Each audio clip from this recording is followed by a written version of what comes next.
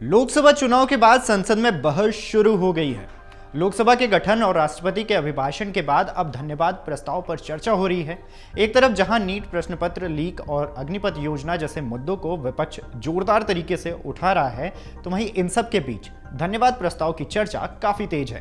ऐसे में सवाल है कि आखिर ये क्या होता है और सदन में इसका पास होना सरकार के लिए क्यों जरूरी है। तो चलिए इस वीडियो के माध्यम से आपको बताते हैं। नमस्कार, मेरा नाम तन्मय है और आप देख रहे हैं अमर उजाला। धन्यवाद प्रस्ताव से पहले अभिभाषण को समझते हैं, जिसकी चर्चा भी है। भारतीय संविधान के अनुच्छेद 86(1) के अनुसार राष्ट्रपति सदन के किसी भी एक सदन या फिर दोनों सदनों को संयुक्त रूप से संशोधित कर सकते हैं। इस दौरान संसद के सदस्यों की मौजूदगी की अपेक्षा की जाती है। वहीं अनुच्छेद 87 में प्रावधान किया गया है कि लोकसभा के हर आम चुनाव के बाद इसके पहले सत्र के प्रारंभ में राष्ट्रपति सदन के दोनों सदनों को संयुक्त रूप से संबोधित करेंगे। इसके अलावा हर साल संसद का सत्र शुरू होने से पहले राष्ट्रपति दोनों सदनों को संयुक्त रूप से संबोधित करेंगे।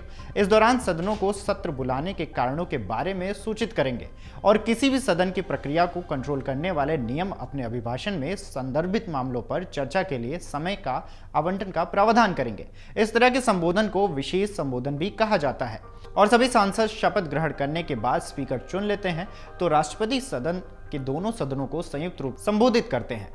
कोई नया सत्र शुरू होता है तब भी राष्ट्रपति दोनों सदनों को संयुक्त रूप से संबोधित करते हैं। इसे ही राष्ट्रपति का अभिभाषण कहा जाता है। राष्ट्रपति के इस अभिभाषण में सरकार की नीतियों का विवरण होता है।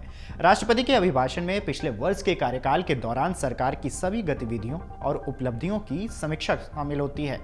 इसके अलावा उन महत्वपूर्ण राष्ट्रीय और अंतर्राष्ट्रीय मुद्दों से संबंधित नीतियों, परियोजनाओं और कार्यक्रमों के इसके जरिए निर्धारित कर संसद के सामने रखा जाता है, जिन्हें सरकार आगे बढ़ाना चाहती है।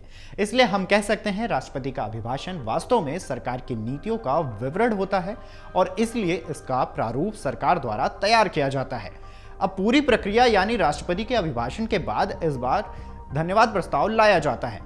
वास्तव में धन्यवाद प्रस्ताव एक संसदीय प्रक्रिया है। इसमें संसद के दोनों सदनों में राष्ट्रपति के अभिभाषण पर आभार जताने या फिर प्रशंसा व्यक्त करने के लिए औपचारिक रूप से एक प्रस्ताव प्रस्तुत किया जाता है। अभिभाषण पर संसद के दोनों सदनों में इसी धन्यवाद प्रस्ताव के जरिए चर्चा की जाती है, जिसमें विपक्ष के नेता से लेकर सभी पार्टियों के प्रमुख सदस्य धन्यवाद प्रस्ताव पर अपनी राय रखते हैं। आमतौर पर प्रधानमंत्री या उनकी उपस्थिति पर किसी अन्य वजह से किसी मंत्री द्वारा धन्यवाद प्रस्ताव पर चर्चा का उत्तर दिया जाता है। इसके बाद इस पर चर्चा समाप्त की जाती है। ये भी बता दें कि इस चर्चा के समाप्त होने पर धन्यवाद प्रस्ताव पर आए संशोधन निपटाए जाते हैं। संशोधन अभिभाषण में शामिल मामलों के साथ साथ उन मामलों को भी शामिल किया जाता है जिसका सदस्यों की राय में अभिभाषण में उल्लेख नहीं किया गया है, पर उनका उल्लेख करना जरूरी था। यदि अभिभाषण में किसी भी संशोधन को सदन के सामने रखा जाता है और उसे स्वीकार कर लिया जाता है, तो फिर धन्यवाद प्रस्ताव को संशोधित रूप में स्वीकार किया जाता है। इसके बाद धन्यवाद प्रस्ताव को मतदान के लिए रखा जाता है। यह धन्यवाद प्रस्ताव सदन में पास होना चाहिए। ऐसा नहीं होने पर यानी धन्यवाद प्रस्ताव पास नहीं होने पर सदन में सरकार की हार मानी जाती है, अविश्वास में आ सकती है और उसे लोकसभा में विश्वास मत हासिल करने के लिए कहा जा सकता है। हालांकि धन्यवाद प्रस्ताव की प्रक्रिया में कोई भी सदस्य उन मामलों का उल्लेख नहीं कर सकता है जो सीधे केंद्र सरकार के उत्तरदायित्व से संबंधित नहीं है। यही नहीं, अपनी बहस के दौरान कोई भी सदस्य राष्ट्रपति के नाम का उल्लेख नहीं कर सकता है। खैर, इस बार भाजपा की दिवंगत नेता सुषमा स्वराज की बेटी और पहली बार लोकसभा सदस्य बनी बांसुरी स्वराज प्रस्ताव का अनुमोदन करेंगी। इसके बाद प्रधानमंत्री नरेंद्र मोदी धन्यवाद प्रस्ताव का जवाब देंगे। ये जानकारी आपको कैसी लगी हमें कमेंट करके जरूर बताएं। देश दुनिया की तमाम ऐसी खबरों के लिए अमर उजाला को फॉलो कर लें। अगर आप ये वीडियो YouTube पर देख रहे हैं तो हमारे चैनल को सब्सक्राइब करें और बेल आइकन को दबाना ना भूलें। अगर आप Facebook पर ये वीडियो देख रहे हैं तो हमारे पेज को लाइक करें।